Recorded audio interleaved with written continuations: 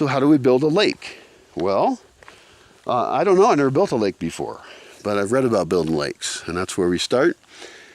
First, we're going to make sure we have an indentation in the ground that could be a lake. Or we have an indentation in the ground where we could modify it with bulldozers and make it so that water stays there. We could build dams. I won't list all the ways we can make a lake, because I care about how I'm going to make a lake. So here's what I do. There's a guy named Sepp Holzer. He has a book, his style of permaculture. And I should make a similar book, since I have very similar ideas about things like that. And I also learn from guys like him. So the way we build a lake is this. We, in this case, bulldoze a hole out, use that dirt for effectiveness on the downhill side. We make it as big as we can, that seems reasonable, with sloped sides, so things can get out and not die in it. And then we want to seal it. Now, how do we seal that dirt?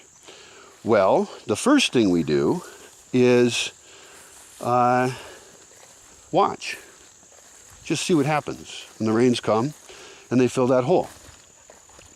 Next is probably to decide that it doesn't fill it enough or stay long enough. We think we could have it stay longer in the hole if we sealed the hole better. So how do we seal the hole? Well,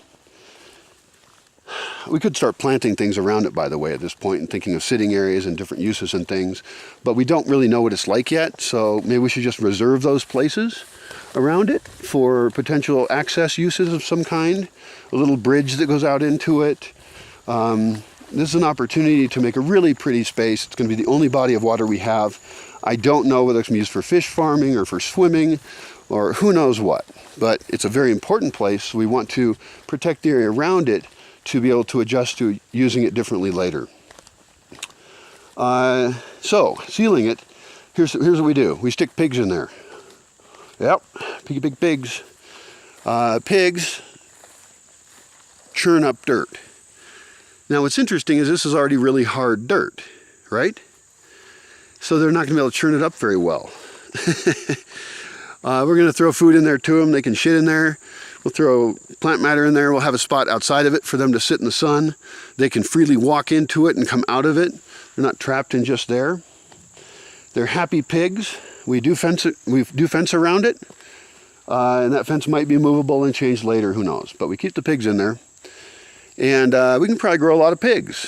First of all, they have water to drink. It's not that clean, but they can drink it during part of the year. We can make a seasonal cycle of buying a bunch of piglets and feeding them, and then have the meat and sell the pigs as meat. So it's a possibility. There might be elite plant matter in the Bosque here. Other than that, we'd have to calculate it for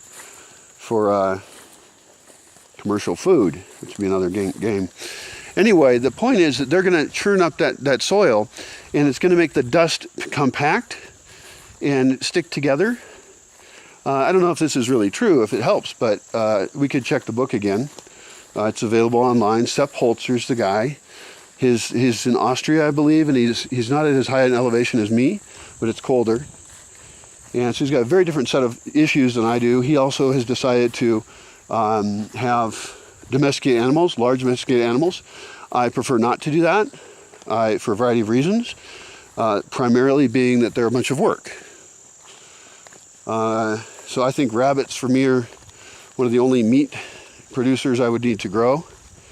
I have recently found I have a need for lawnmowers. I have a need for things to eat plants to clear areas. That's what I need. Do I really need that? I'm not sure. Machete does the job, and people need to get exercise anyway. We can certainly machete enough to justify the number of people that are here, especially if we give machete classes. So, who knows? But we could get some goats. Pygmy goats seem really cool, because we're just looking for something to eat plants, right? So why not have them be super manageable? I think a little flock of pygmy goats might be the way to go. We could train them really well like dogs. We could make the dogs know that they're friends with the goats. That should never be in question. We have to absolutely train the dogs. The dogs are vicious assholes when it comes to like killing things. So pygmy goats mowing the mesa sounds like a pretty good idea. I don't know how I got off talking about pygmy goats. They also do have pygmy cows, and that's actually tempting. I mean, they'd be kind of like the goats, but it would be bizarrely short. And small goats are cute, and people would like them, but they wouldn't be like, wow, I've never seen a goat that small. I never heard that. But the pygmy cattle sound hilarious if they don't have any special health problems. Because big cows scare me a little bit. I don't know what they're thinking. They could gore me or something. Little ones would probably scare me because the baby cows are like a big dog kind of. And yeah, it'd be kind of cool. Pygmy whatevers. Pygmy pigs? I don't think so. First of all, I don't think they exist. If you read about them, you find a lot of people tried to buy pygmy pigs, and they grew up to be really big anyway. So I think we should just grow pigs for what they're good for, and that is having piglets to play with, and also having carnitas to eat. So maybe right here, maybe once a year, we butcher a pig and have a picnic. That might be cool, actually. Town party. We could have a town picnic on the other side of the Barranca. This would be great. I've been very shy about making parties in town.